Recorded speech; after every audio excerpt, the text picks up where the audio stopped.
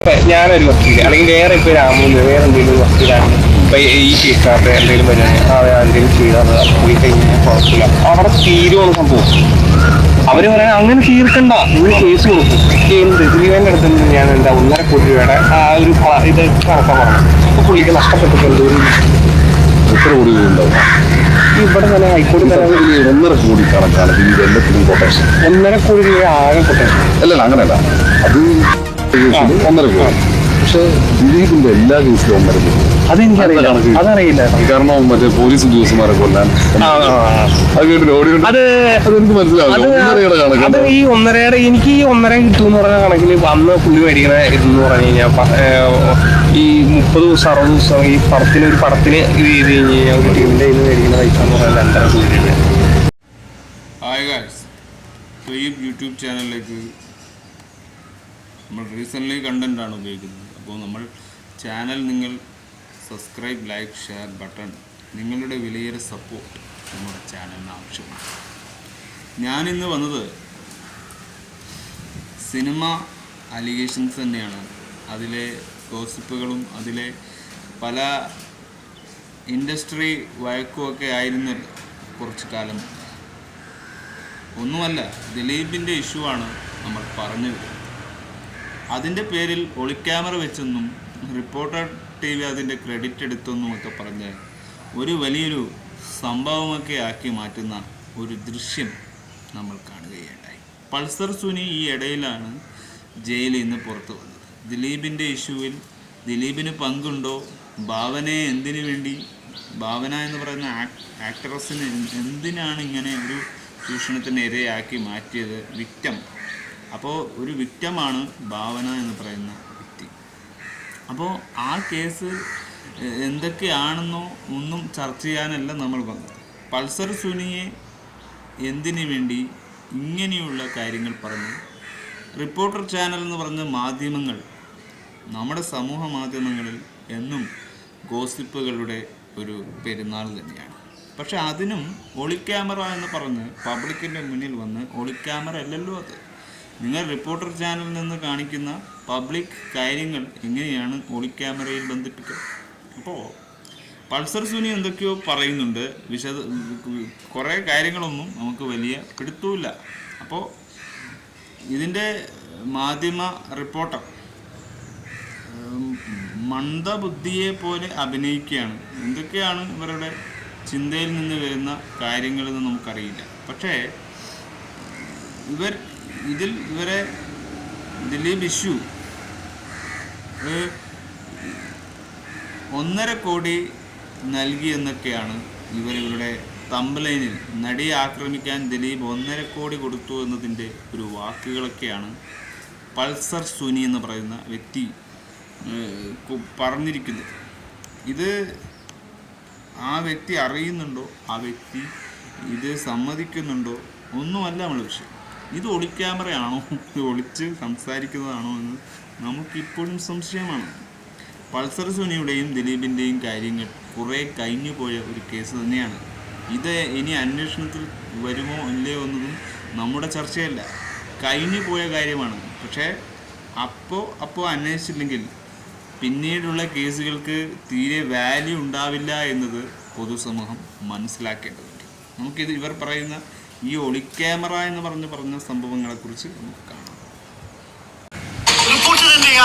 Exclusive വാർത്ത എന്താണെന്ന് എല്ലാവരും ചോദിക്കുന്നുണ്ട്.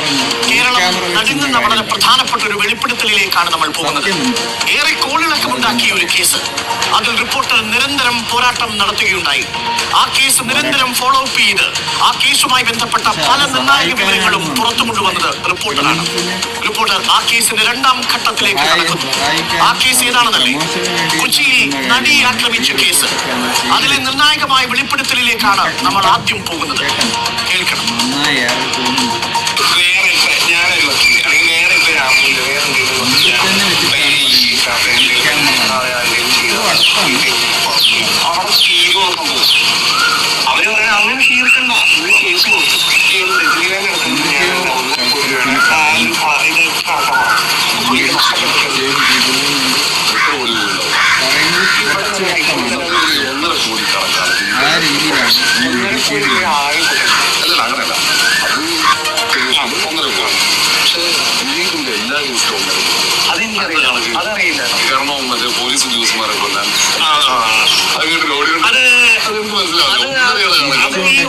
എനിക്ക് ഈ 1.5 വന്ന് പുള്ളി മേടിക്കണ ഈ 30 ദിവസം 60 ദിവസം ഈ പടത്തിന് ഇത് ചെയ്ത് കഴിഞ്ഞാൽ ഇവിടെ ഇന്ന് മേടിക്കുന്ന പൈസ എന്ന് പറഞ്ഞാൽ പടത്തിന് ചിലവര് ചില ബിസിനസ് പടത്തിന്റെ പൈസ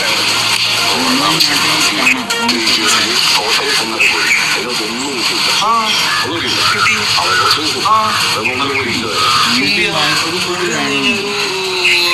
ലക്ഷം അത്രയും തരാനുണ്ട്. അതാണ് ചോദിക്കണേ. ഞാൻ എപ്പോഴും മേടിച്ചോണ്ടിരിക്കില്ലേ കാശ് കുറച്ച് എന്റെ ആവശ്യങ്ങൾ വരുമ്പോ ഞാൻ മേടിക്കും. ഞാൻ നോക്കാൻ ഇത് ഇങ്ങനെ ഒരു എടുത്തേടി ചെയ്യേണ്ട കാര്യമല്ലല്ലോ. 1.5 കോടിയുടെ 80 ലക്ഷം ബാലൻസ് 80 എടുത്തുള്ളൂ. ഇതിന് കൂടുതലല്ല.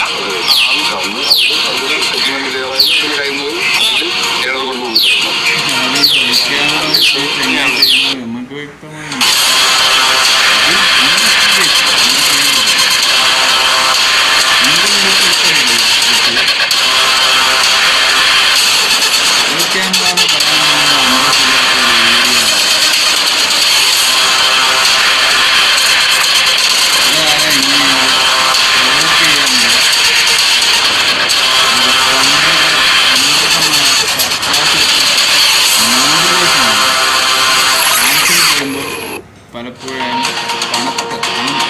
നടിയെ ആക്രമിച്ച കേസിലെ ഒന്നാമത്തെ പ്രതിയാണ് പൾസസുനി.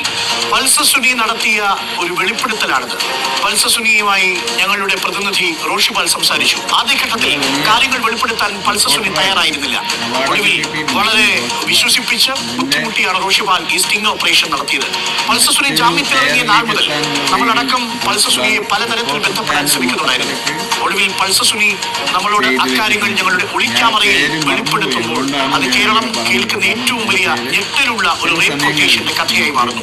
പോലീസിന്റെ മൊഴികളിൽ മാത്രമുള്ള, എന്നാൽ പോലീസിന്റെ മൊഴികളിൽ പോലും ഇല്ലാത്ത, കോടതിയുടെ വ്യവഹാരങ്ങളിൽ ഏറ്റവും നിർണായകമായേക്കാവുന്ന ഒരു എക്സ്ട്രാ ജുഡീഷ്യൽ കൺഫ്യൂഷൻ.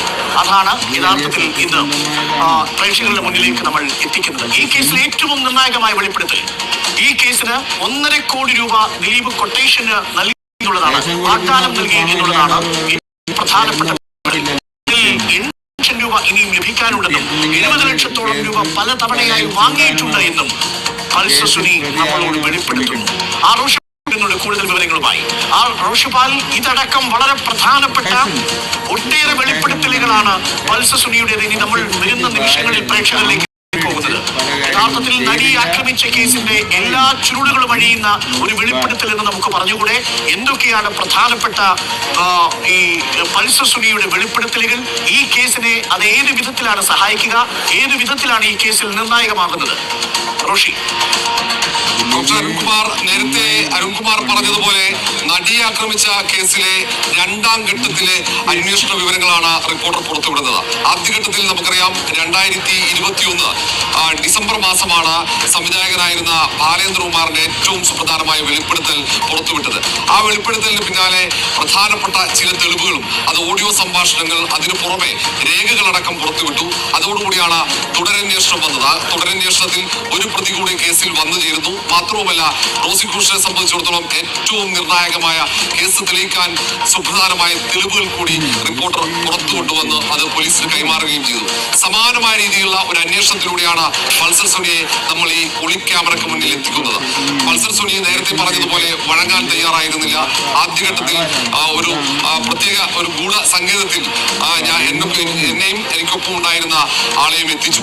അവിടെ നിന്ന് സംസാരിച്ചില്ല. പിന്നീട് വിശ്വാസം നേടിയെടുത്തതിന് ശേഷമാണ് ഈ കാര്യങ്ങൾ അത് വ്യക്തിപരമായ രീതിയിൽ പറയുന്നത്. അത് നമ്മൾ ഒളിക്യാമറയിലേക്ക് പകർത്തുന്നു. ഇതിൽ ഏറ്റവും പ്രധാനമാവുന്നത് ഒരു ഘട്ടത്തിൽ പോലും ദിലീപിന് പേര്, ഇതിൽ 1.5 കോടി രൂപ ദിലീപിന് നൽകിയതായി പോലീസ് പറയുമ്പോൾ പോലും അത് സ്ഥിരീകരിക്കാൻ പൾസസുനി തയ്യാറായിരുന്നില്ല എന്നതാണ് ഏറ്റവും പ്രധാനപ്പെട്ട കാര്യം.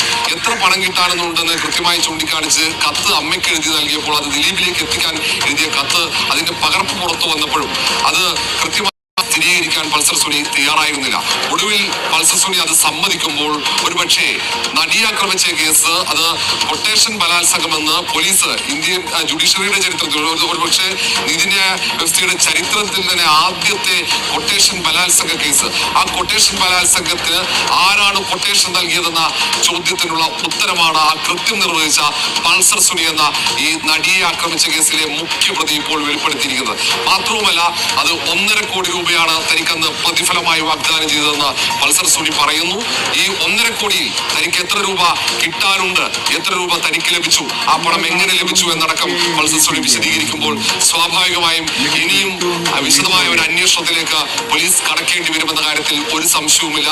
കാരണം അത് ഇപ്പോഴും കുറെ കാര്യങ്ങൾ ഈ നടി ആക്രമിച്ച കേസുമായി ബന്ധപ്പെട്ട് ഒളിഞ്ഞിരിക്കുന്ന ഒട്ടേറെ സത്യങ്ങളുണ്ട്. അത് പുറത്തെത്തിക്കാൻ ഇനിയും അന്വേഷണം വേണ്ടി വരും. ഇനി തീരുമാനമെടുക്കേണ്ടത് അന്വേഷണ സംഘം തന്നെയാണ്. കുറ്റപത്രം അവസാനം അധിക കുറ്റപത്രം സമർപ്പിക്കുമ്പോൾ പോലും ഇതിൽ ഏറ്റവും പ്രധാനപ്പെട്ട മൊബൈൽ ഫോൺ, ഈ പീഡന ദൃശ്യങ്ങൾ ചിത്രീകരിച്ച മൊബൈൽ ഫോൺ എവിടെയെന്ന ചോദ്യത്തിന് പോലീസിന് ഉത്തരം കണ്ടെത്താൻ കഴിഞ്ഞിരുന്നില്ല. ഈ ദൃശ്യങ്ങൾ ചിത്രീകരിച്ച് പകർത്തിയ യഥാർത്ഥ മെമ്മറി കാർഡ് അതെവിടെയാണെന്ന് കണ്ടെത്താൻ കഴിഞ്ഞിട്ടില്ല. അതുകൊണ്ട് ഇനിയും അന്വേഷണം തുടരുമെന്ന കുറിപ്പോടെയാണ് അന്ന് ഈ കുറ്റപത്രം, അധിക കുറ്റപത്രം അടക്കം പോലീസ് കോടതിയിൽ സമർപ്പിച്ചത്. അതുകൊണ്ട് മനസ്സിലായി. അന്വേഷണം എന്നൊക്കെ പറയുമ്പോൾ നമ്മുടെ സമൂഹത്ത് ഇങ്ങനെ അന്വേഷിച്ചിട്ടൊന്നും വലിയ കാര്യമൊന്നുമില്ല. ഇതൊക്കെ നിലനിൽക്കാത്ത, നിലപാടില്ലാത്ത കേസുകളാണ്. ജുഡീഷ്യറിയോ ഹൈക്കോടതിയോ ഒന്നും ഈ ഒരു സീൻ വലിയ ക്ലാരിറ്റിയോ വലിയൊരു സംഭവമാക്കിയിട്ടോ കേസ് നടപടിയെടുക്കുന്ന കാര്യമല്ല. സത്യസന്ധമായി പറഞ്ഞാൽ നോ, ഇഗ്നോർ ചെയ്യുക എന്നതാണ് നമ്മളുടെ മെയിനായ നടപടി. അപ്പം ദിലീപിൻ്റെ ഇഷ്യൂ അത് വലിയൊരു ഇഷ്യൂ തന്നെയാണെന്നത് നിങ്ങൾ മനസ്സിലാക്കുക. സമൂഹത്ത് ഇത്തരത്തിലുള്ള ദിലീപിന് തന്നെ ഫോക്കസ് ചെയ്തുകൊണ്ട് സംഭവിക്കുന്ന എല്ലാ കേസും എല്ലാം നമുക്ക് മനസ്സിലാവുന്നുണ്ട്. ദിലീപിനെതിരെ ഗൂഢാലോചന കൂടുതൽ നടത്തുന്നു, സിനിമയ്ക്കെതിരെ ഗൂഢാലോചന നടത്തുന്നു. അങ്ങനെ നിലപാടുകളില്ലാത്ത ചോദ്യങ്ങൾ, നിലപാടുകളില്ലാത്ത ഉത്തരങ്ങൾ ഒക്കെയാണ് സംഭവിക്കുന്നത്. വലിയ വലിയ ഇൻഡസ്ട്രി അല്ല നമ്മുടെ കേരളം. ചെറിയ ഇൻഡസ്ട്രി ആണെങ്കിലും ഇതൊക്കെ താങ്ങാനും ഇതാക്കാനും പറ്റാത്ത രീതിയിൽ ആകുന്നുണ്ട് സമൂഹത്തിൻ്റെ മാധ്യമ രീതി എന്നത്. ജേർണലിസം എന്നത് ഒരു മാർക്കറ്റ് തന്ത്രമാണെങ്കിൽ അതിലൂടെ ഒളിക്യാമറ വെച്ചു എന്ന് പറഞ്ഞ് പരസ്യമായി ചെയ്യുന്നതെല്ലാം ഒളിക്യാമറയാണെന്നത് ഏത് വിധത്തിലും വിശ്വസിക്കാൻ മലയാളികൾ പൊട്ടന്മാരല്ല. അപ്പോൾ നമ്മുടെ ചാനലിലൂടെ നമ്മൾ ചിന്തിക്കാത്ത രീതിയിലൂടെ നമുക്ക് ഒരുപാട് കോൺട്രവേഴ്സി കോണ്ടൻറ്റ് നമ്മുടെ കൈകളിലെത്തുമ്പോൾ അത് നമ്മൾ പറയേണ്ടത് സമയത്ത് നമ്മൾ പറഞ്ഞിരിക്കണം. ഇല്ലെങ്കിൽ എന്താവും, അതൊരു വലിയൊരു ഗോളമായി പൊട്ടിത്തെറിക്കും. അപ്പോൾ ദിലീപിൻ്റെ ഇഷ്യൂവിൽ ഇനി ഒരു പരിഹാരമോ കാണാനുള്ള സാധ്യതയില്ല. ആ വിക്ടം വിചാരിക്കണം ഇനിയൊരു നടപടിക്ക് സാധ്യതയുണ്ടോ. വിക്ടമിന് തന്നെ മാറി നിൽക്കാനാണ് സാധ്യത. ഇനി ആ കേസുമായി ബന്ധപ്പെടാൻ എനിക്ക് താല്പര്യമില്ലയെന്ന് വിക്ടം തീരുമാനിച്ചാൽ അവിടെ ഒരാൾക്കും ഒരു പ്രതിഫലമോ ഒരു നഷ്ടപരിഹാരമോ കേസിൽ നിന്ന് കിട്ടുമെന്ന് നമുക്ക് തോന്നുന്നില്ല. പോക്സോ കേസ് തന്നെയാണ്. സ്ത്രീയെ കയറി പിടിച്ചതും കൊട്ടേഷൻ ചെയ്തതും ഒക്കെയുമായ ഫുൾ ബ്രൂട്ടലിയുള്ള കേസും നടപടിയും ഒക്കെ തന്നെയായിരിക്കും FIR എഴുതിയിട്ടുണ്ടാവുക. അപ്പോൾ FIR എഴുതി കുറേ കാലങ്ങൾക്ക് ശേഷം വീണ്ടും ഒരു കേസെന്നും പറഞ്ഞത് കുത്തിപ്പൊക്കുന്നത് എന്തടിസ്ഥാനത്തിലാണെന്നാണ് എനിക്ക് തിരിയാത്തത്. അതും ഒളിക്യാമറയിലൂടെ പൾസർ സുനിയുടെ പുതിയ വെളിപ്പെടുത്തൽ. 1.5 കോടി ദിലീപ്. പിന്നെ പണം കൊടുക്കാതെ, ഈ ക്യാഷ് ഇല്ലാതെ പിന്നെ ഇങ്ങനെ ഇവന്മാർ ചെയ്യും? ഇവർ ഇതിൻ്റെ ബലത്തിലല്ലേ ഈ കൊട്ടേഷനൊക്കെ ചെയ്യുന്നത്. അപ്പോൾ സർക്കാരും നല്ലതാണ്, നമ്മുടെ സമൂഹത്തിലെ ചിന്താശേഷിയും നല്ലതാണ്. എല്ലാവർക്കും ഒരു കിളി പോയ മട്ടാണ്. സത്യസന്ധമായ ഒന്നും ഈ രാജ്യത്ത് നടക്കാനും പോകുന്നില്ല, ഈ കേരളത്തിൽ നടപടിയാവാനും പോകുന്നില്ല. അതുകൊണ്ട് തന്നെ ഇത്തരത്തിലുള്ള മോശമായ ചിന്താഗതികൾ വെച്ചുകൊണ്ട് ഒരു റിപ്പോർട്ടറിൻ്റെ തലപ്പത്ത് ഇരിക്കുന്നവർക്കൊക്കെ ഒരിത്തിരി വകതിരിവ് വേണം. ജേർണലിസം എന്ന് പറയുന്നത് എല്ലാം വലിച്ചു വാരി എറിയുന്നത്, MBD ഇങ്ങനെയൊക്കെ കാര്യങ്ങൾ നിങ്ങൾ പറയുമ്പോഴും നിങ്ങളുടെ സത്യസന്ധത എവിടെയുണ്ട്? ഇത്തരത്തിലുള്ള കാര്യങ്ങൾ, അതായത് പൾസർ സുനിയുടെ കിട്ടാത്ത പണം ബാക്കിയും കൂടി കൊടുക്കാനുള്ള തേരോട്ടമാണോ നിങ്ങൾ ജേർണലിസം കാണിക്കുന്നു. മീഡിയ എന്ന് പറഞ്ഞാൽ സോഷ്യൽ സർവീസ്, ജനങ്ങൾക്ക് ജനാധിപത്യത്തിൽ നമുക്ക് നേടിക്കൊടുക്കാൻ പറ്റുന്ന ഒരു വലിയൊരു അതിനൊരു സോഷ്യൽ സർവീസ് എന്ന് തന്നെ നമ്മൾ പറയണം. ഉചിതമായി പറഞ്ഞാൽ നമ്മൾ ജനങ്ങളെ വഞ്ചിച്ചുകൊണ്ട് ഒന്നും ചെയ്യാൻ പറ്റില്ല. അതുപോലെയാണ് ഇപ്പോൾ ചെയ്യുന്നത്. ഇപ്പോൾ അന്വേഷണം ഉണ്ടാകണമെങ്കിൽ ഉണ്ടാകണം. പൾസർ സുനി കുറേ കാലം അകത്ത് കിടന്നു. പൾസർ സുനി എല്ലാം മനസ്സിലാക്കി താൻ ചെയ്യുന്ന തെറ്റാണ്. അതൊക്കെ തിരുത്തുന്നതിന് മനുഷ്യന് അവസരം കൊടുക്കണം. പക്ഷേ ഞാൻ ചെയ്ത ഇത്ര തെറ്റായ കാര്യങ്ങൾ ചെയ്തതിന് ബാക്കി എനിക്ക് ഇനിയും മുതലുകൾ കിട്ടാനുണ്ട് എന്ന് പറഞ്ഞ് പരാതിപ്പെടുത്തിയിട്ട് ആ പരാതിക്ക് ഒരു വാല്യൂ ഇല്ല എന്നത് നിങ്ങൾ മനസ്സിലാക്കണം. അപ്പോൾ പണം എന്നത് നമുക്ക് ആവശ്യമുള്ളപ്പോൾ അത് നമുക്ക് കിട്ടാറില്ല. ദുരുപയോഗം ചെയ്യാൻ വേണ്ടി പണം എല്ലാവരും ഉപയോഗിക്കുന്നുമുണ്ട്. അപ്പോൾ ഈ പണത്തിൻ്റെയും സ്വത്തിൻ്റെയും ഒക്കെ ഒരു രേഖകൾ നമുക്ക് കൃത്യമായിട്ട് നമ്മുടെ കൈകളിലില്ലെങ്കിൽ നമ്മൾ എവിടെയും അപ്പോൾ ഇൻഡസ്ട്രിയിൽ അങ്ങനെ സ്വത്തുപരമായതോ അല്ലെങ്കിൽ പേഴ്സണൽ ഇഷ്യൂപരമായ കൊട്ടേഷനാണോ ഇൻഡസ്ട്രിയിൽ നടന്നെങ്കിൽ അത് ഇൻഡസ്ട്രി തന്നെ അവസാനിപ്പിക്കേണ്ടതാണ്. ഹേമ കമ്മിറ്റി വന്നപ്പോൾ എല്ലാവരും മൗനം പാലിച്ചു. അതുപോലെ തന്നെയാണ് ഇവരുടെ കാര്യവും നടക്കുന്നത്. അപ്പോൾ ഇവർക്കിത് കൂടുതൽ പറയാനോ വക്കീലോട് ആശയവിനിമയം നടത്തിയിട്ട് മാത്രമേ ഇവരിത് പബ്ലിക്കിൽ കൊണ്ടുവരികയുള്ളൂ. പക്ഷെ നമ്മൾ സോഷ്യൽ മീഡിയ കണ്ടന്റ് ക്രിയേറ്റർ എന്ന് പറഞ്ഞിട്ടും ജേർണലിസം ഒരുപാട് ഉപയോഗിക്കുന്നവരുണ്ട്. പക്ഷെ നമ്മൾ അവരെ ഒരിക്കലും ടോർച്ചർ ചെയ്തോ നമ്മൾ അവരെ പ്രഷർ ചെയ്തോ ഒരു ചോദ്യം ചോദിക്കാൻ അവരുടെ അനുവാദം ഉണ്ടാക്കിയിട്ട് അവരുടെ അനുവാദത്തിലൂടെ നമുക്ക് ചോദ്യങ്ങളും ഉത്തരങ്ങളും നമുക്കിപ്പോൾ കണ്ടതും കേട്ടതുമാണ് നിങ്ങളൊന്നും നമുക്ക് ആരെയും ഈ പറയുന്ന പൾസർ സുനി അറിയില്ല, ഈ പറയുന്ന റിപ്പോർട്ടർ അറിയില്ല. റോഷ്ബാൽ എന്ന് പറയുന്ന അവാർഡൊക്കെ വാങ്ങിയിട്ട് രണ്ടാമത്തെ ദിവസം എയറിലേക്കാണ് പോയിരിക്കുന്നത്. എന്തിനു വേണ്ടിയാണ് നിങ്ങൾ ഈ ചറ്റത്തരം കാണിക്കുന്നത്? നിങ്ങൾ സമൂഹത്തൊരു വിലയും നിലയും ഉള്ളവനാണെന്നും നിങ്ങൾക്ക് വേണ്ട. പൾസർ സുനി ഒളിക്യാമറ വെച്ച് ആ പൾസർ സുനി കാണാണ്ടൊന്നും അല്ല എന്ന് നമുക്ക് മനസ്സിലാവും. കാരണം പൾസർ സുനി നന്നായി വീക്ഷിക്കുന്നുമുണ്ട്. പൾസർ സുനിക്ക് എന്താ പറയേണ്ടതെന്ന് കൃത്യമായിട്ട് പൾസർ സുനി പറയുന്നുണ്ട്. പൾസർ സുനിൻ്റെ ആവശ്യം പൾസർ സുനി അവിടെ കൃത്യമായി പറയുകയും ചെയ്യുന്നുണ്ട്. അതാണ് പൾസർ സുനി ഒരു ഗുണ്ടയുടെ ഒരു ഇതുപോലും അയാളെ കാണാൻ പറ്റുന്നില്ല. കണ്ടിട്ട് തോന്നണ്ടേ? അത്രക്കും ഒരു സാധുവായ മനുഷ്യനെ പോലെ തോന്നിപ്പിക്കുന്ന വിധത്തിലാക്കി മാറ്റിയിരിക്കുകയാണ്. അപ്പോൾ ക്രിമിനലിന് ഇവിടെ വായാനുള്ള എല്ലാ അവസരവും നിങ്ങൾ മാറ്റിയിരിക്കുക. ഇപ്പോൾ ദിലീപ് എന്ന് പറയുന്ന ഇഷ്യൂ, ദിലീപ് അകത്ത് കിടക്കാൻ കാരണമായെങ്കിൽ ദിലീപിന് അതിലെന്തെങ്കിലും പങ്കുണ്ടാവും. അല്ലാണ്ട് വെറുതെ ഒരാളെ അകത്തിടുക എന്ന് പറയുന്നത് ഒരു നിസ്സാരമാണോ? അത് അന്വേഷിച്ചിട്ടുണ്ടാവില്ലേ? ഇപ്പോൾ എല്ലാവരും ഒളിച്ചാണല്ലോ അന്വേഷണ രീതികളൊക്കെ കൊണ്ടുപോകും. അപ്പോൾ അത് സമയത്ത് ദിലീപ് അകത്ത് പോകണമെങ്കിൽ ദിലീപ് തന്നെ തീരുമാനിക്കണം ഞാൻ അകത്ത് പോകണം അർഹനാണ് എന്നത്. അല്ലാതെ ജയിലിൽ കിടക്കുന്നത് ഒരു വലിയ അപരാധമാണ് എന്ന് നമ്മൾ ചിന്തിക്കുന്നില്ല. ജയിലിൽ കിടക്കുന്നത് വലിയൊരു പ്രായശ്ചിത്തം ചെയ്യുന്ന സംഭവമായിട്ട് മാത്രം കരുതിയാണ്. നമ്മൾ പാപം ചെയ്തെങ്കിൽ, നമ്മൾ തെറ്റ് ചെയ്തെങ്കിൽ ആ തെറ്റിനെ പൊരുത്തപ്പെടാൻ വേണ്ടിയാണ് നമ്മൾ ജയിലിൽ അഭയം പ്രാപിക്കുന്നത്. പക്ഷേ നമ്മൾ പുതിയ മനുഷ്യനായി വരാനാണ് ജയിലിലേക്ക് പോകുന്നത്. പഴയതുപോലെ തന്നെ തിരിച്ചു വരാനാണെങ്കിൽ ജയിലിൽ പോയിട്ട് ഒരു കാര്യവുമില്ല.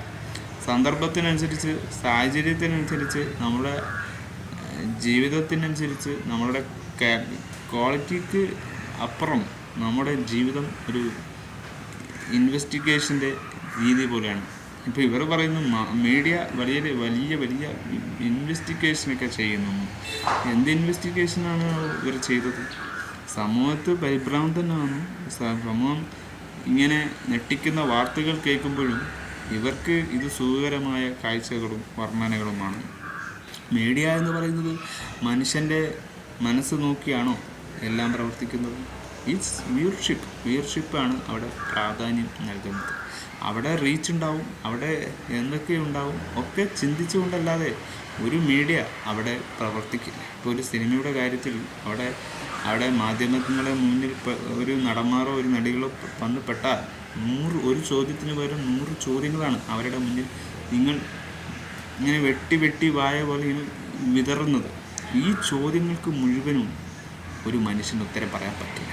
ഇപ്പം മോഹൻലാലിനോടായാലും മമ്മൂട്ടിയോടായാലും ഒരു ചോദ്യത്തിന് വരും 1.5 കിലോമീറ്റർ നീളമുള്ള ചോദ്യങ്ങൾ നിങ്ങൾ ഇട്ടുവിടും. അപ്പോൾ അതുവരെയുള്ള ചോദ്യങ്ങളെല്ലാം കൺഫ്യൂഷനാക്കി പറയേണ്ട ചോദ്യത്തിന് ഉത്തരം പറയാതാക്കിയിട്ട് മൗനമാക്കുന്ന ഈ ഒരു സന്ദർഭം നിങ്ങൾക്ക് റീച്ച് കിട്ടാനും നിങ്ങൾക്ക് ക്രെഡിറ്റ് കിട്ടാനും നിങ്ങൾക്കുള്ള വ്യൂവർഷിപ്പും ഒക്കെയാണ് ഇവിടെ കാണുന്നത്. ഇവിടെ ഒളിക്യാമറ വെച്ചു റിപ്പോർട്ടർ ചാനലിൻ്റെ ടൈറ്റിൽ എഴുതിയിട്ട് പിന്നെ ഇങ്ങനെ ഒളിക്യാമറ ആവും. നിങ്ങൾ മനസ്സിലാക്കേണ്ടത് കേരളത്തിലെ മലയാളികൾ മണ്ടന്മാരല്ല. അവർ ഇതൊക്കെ കാണുമ്പോൾ ജനാധിപത്യം നമ്മൾക്ക് സാധാരണക്കാരാണ്, നമുക്ക് ഇതൊക്കെ കണ്ടാൽ മനസ്സിലാവുന്നവനാണ്. പക്ഷേ പറയണം, സമൂഹത്തിൽ തെറ്റുകൾ സംഭവിക്കുമ്പോൾ ഇത്തരത്തിലുള്ള ശരികളെക്കാളും തെറ്റുകളാണ് ഇവിടെ സംഭവിക്കുന്നുവെങ്കിൽ നമ്മൾ ചോദിക്കപ്പെടണം. നമ്മൾ ഇത്തരത്തിലുള്ള കാര്യങ്ങൾ മനഃപൂർവ്വം ആയിട്ട് ഡീഗ്രേഡ് ചെയ്യുന്നുണ്ടെങ്കിൽ നമ്മൾ അതിനെതിരെ നമ്മൾ എന്ത് രീതിയിലായാലും നമ്മൾ സംശയിക്കേണ്ടത് സംശയിച്ച് ഉത്തരം ചോദിക്കുക തന്നെ വേണം. അപ്പോൾ അതാണ് യഥാർത്ഥ നിലപാട് എന്ന് പറയുന്നത്. ഒരു ക്വാളിറ്റിയും ഒരു വാറണ്ടിയും അവിടെ ഉണ്ടാവണം. എല്ലാ ലോകത്തും എപ്പോഴും നമുക്കതിൻ്റെതായ ഒരു പൾസർ സുനി മാത്രമല്ലല്ലോ ഈ ലോകത്ത് ജീവിച്ചിരിക്കുന്നത്. പൾസർ സുനിൻ്റെ കാര്യം വിട്ടുകളെ, അത് കഴിഞ്ഞ ചാപ്റ്ററാണ്. ഭാവന റിക്കവറിയായി വന്നു. ഇനിയും അവരെ വീണ്ടും സങ്കടപ്പെടുത്താൻ വേണ്ടി ഇങ്ങനെയുള്ള കേസുകൾ കുത്തിപ്പൊക്കുമ്പോൾ ആ വിക്ടിമിനുണ്ടാകുന്ന പ്രശ്നവും എല്ലാം മറന്ന് പുതിയ ജീവിതത്തിൽ കാലിലേക്ക് വെക്കുന്ന ദിലീപിൻ്റെ പ്രശ്നവും ഒക്കെ കൂടി ഇതൊരു വലിയ സംഭവമാകും. അത് വേണ്ട എന്നാണ് എനിക്ക് തോന്നുന്നത്. ഈ വെളിപ്പെടുത്തലൊക്കെ നല്ലതാണ്, ജനങ്ങൾക്ക് അറിയേണ്ട കാര്യം തന്നെയാണ്. അത് നിങ്ങൾ ചെയ്തത് തെറ്റാണ് എന്നല്ല, നിങ്ങൾ ജനങ്ങളിൽ പലതും അറിയിക്കാൻ ശ്രമിക്കുന്നു. Yes okay. പക്ഷേ നമുക്ക് ഇത്തരത്തിലുള്ള ഇത് ജനങ്ങൾ അറിയേണ്ട ആവശ്യമുണ്ട്. പണം പാട് ഇത്ര എന്തായാലും പണം ഇത്ര 1.5 കോടിയോ ഇത്ര കോടിയോ കൊടുക്കാതെ ഒരാളെ ചീറ്റ് ചെയ്യാൻ പറ്റില്ല. കൊട്ടേഷൻ എന്ന് പറയുന്ന സംഭവം അങ്ങനെ തന്നെയാണ്. അപ്പോൾ അതല്ല എന്ന് നമ്മൾ എത്ര തെളിയിക്കാൻ ശ്രമിച്ചാലും പണമില്ലാതെ ഒന്നും ഒരു ടൂൾസ് പോലും അവർ കയ്യിൽ കരുതില്ല. അപ്പോൾ ഏത് രീതിയിൽ ഒരാളെ എങ്ങനെ തകർക്കണമെന്നത് മനുഷ്യനറിയാം. ഏത് രീതിയിൽ അവരെ വിക്ടമാക്കണമെന്നത് നമ്മൾ അറിയില്ല എന്ന് പറഞ്ഞ് കണ്ണടച്ചിരുട്ടാക്കിയാലും ആ കണ്ണ് തുറക്കപ്പെടുക തന്നെ ചെയ്യും. സമൂഹം അത് ഉത്തരം ചോദിക്കുക തന്നെ ചെയ്യും. അതൊരു പിഞ്ചു കുഞ്ഞിൻ്റെ കാര്യത്തിലായാലും ഒരു സ്ത്രീൻ്റെ കാര്യത്തിലായാലും. സ്ത്രീകൾക്ക് മാത്രമല്ല ഈ ലോകത്ത് പരിഗണന എന്ന് നിങ്ങൾ ഒന്ന് മാറ്റിവെക്കണം. പുരുഷനും അതേ ഒരു പിന്തുണ ഈ സമൂഹത്ത് വേണം. സ്വത്തും പണവും പേഴ്സണൽ കാര്യങ്ങളിൽ എല്ലാം ഉൾപ്പെടുമ്പോഴും ഒരുപോലെ നിലനിൽപ്പുണ്ടാവണം. ഇവിടുത്തെ ഗവൺമെൻറ്റും ഇവിടുത്തെ സിസ്റ്റമൊക്കെ കുറച്ചും കൂടി പോപ്പുലർലി ഗൈഡൻസ് കൊടുത്താൽ ജനങ്ങൾ ഇമ്പോർട്ടൻസ് ഉള്ള കാര്യങ്ങൾക്ക് അതിൻ്റെ പിറകിലേക്ക് പോകും. ജെനുവിനിറ്റി ഇവിടെ ഇല്ല. സമ്പ്രദായമായ സംശയങ്ങളും കൊറോണ വന്നപ്പോൾ ഡിസീസ് വന്നപ്പോൾ ഇവിടെ ഒരുപാട് മാറ്റങ്ങൾ വരുമെന്ന് പറഞ്ഞു. ഇവിടെ വെള്ളപ്പൊക്കമുണ്ടായപ്പോൾ അതിനെതിരെ വലിയൊരു സംഭവമൊക്കെ വരുമെന്ന് പറഞ്ഞു. ഒന്നും നടക്കുന്നില്ല. ആ പാവങ്ങൾ ഇന്നും ആ സ്ഥലത്ത് നിന്നും ദുരന്തങ്ങൾ അനുഭവിക്കുന്നുണ്ടാകും.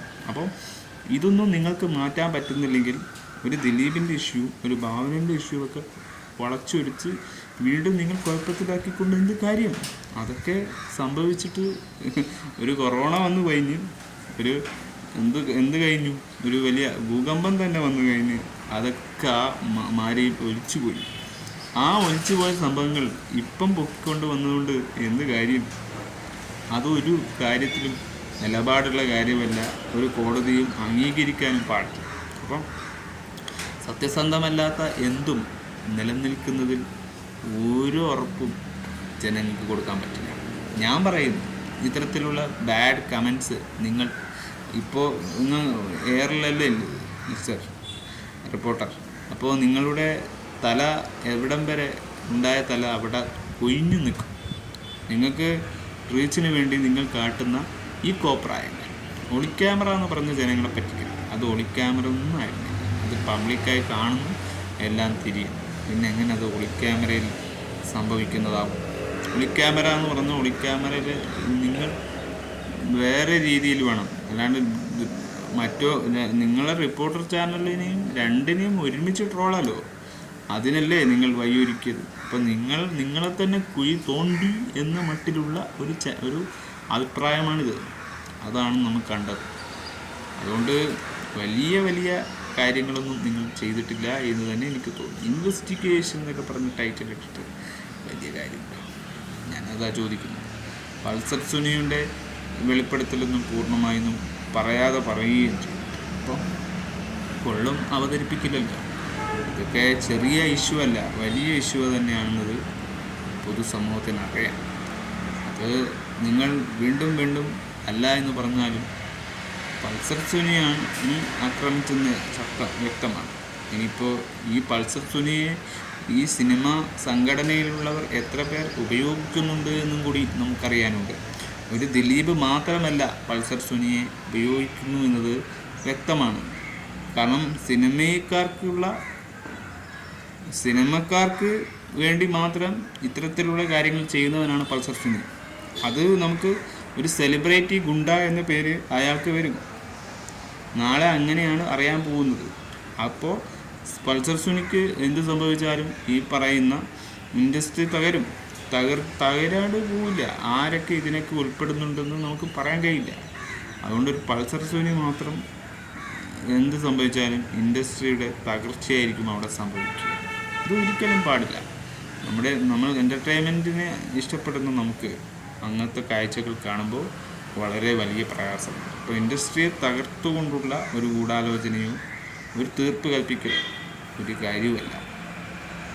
പക്ഷേ കുറച്ചും കൂടി നല്ല പ്രോപ്പർലി ആയിട്ടുള്ള കാര്യങ്ങൾ ചെയ്യുക റിപ്പോർട്ടർ ചാനൽ. അപ്പോൾ റിപ്പോർട്ടർ ചാനൽ ചെയ്യേണ്ടത് അങ്ങനെയാണ്.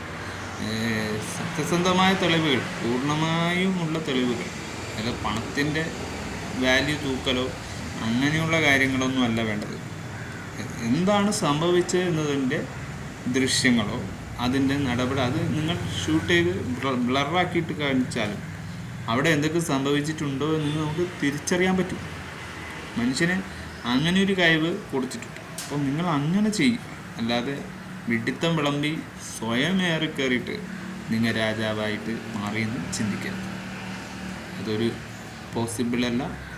പോസിബിളിറ്റി ആവുകയുമില്ല. By four.